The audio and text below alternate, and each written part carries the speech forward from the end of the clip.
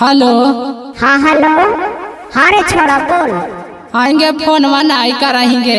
आई रे छोड़ा हम तोरा भी फोन में काहेला करबो रे।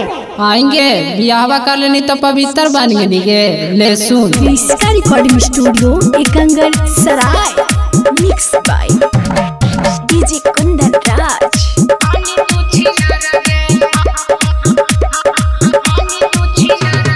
ससुरों में जाके छौड़ी भैनी सुकुबार गे। ससुरों में जाके छौड़ी भैनी सुकुबार गे। बियाहवा से पहले छौड़ी हानि तू छिनार गे। नैहरा में केतना के कहनी तूने माना गे। बियाहवा से पहले छौड़ी हानि तू छिनार गे।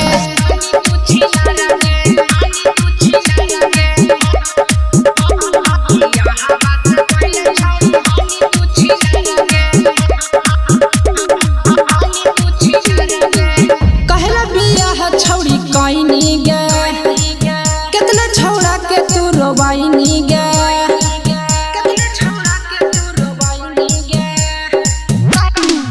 सुन कहला बियाह छौड़ी कईनी गे कितना छौड़ा के तू रोबाइनी गे। नैहरा में छौड़ी रोजा बदला हनियारा गे।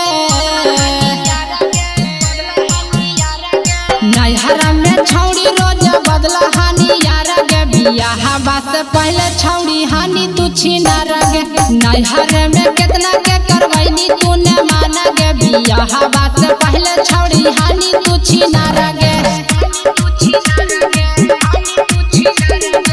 इसका रिकॉर्डिंग स्टूडियो एकंगर सराय।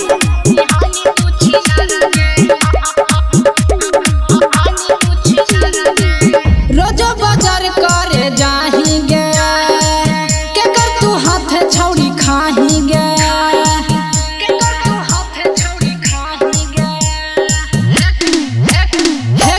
रोजो बाजार करे जाहिंगे के कर तू हाथ छौड़ी खाहिंगे। जितेंद्र तोर फेरा में हो गेलौ बेकार गे। संतुआ तोर फेरा में हो गेलौ बेकार गे। बियाहवा से पहले छौड़ी हानि तू छिनार गे। नैहरा में कितना के करवैनी तूने माना गे। बियाहवा से पहले छौड़ी हानि तू छिनार गे। इसका रिकॉर्डिंग स्टूडियो एकंगर सराय।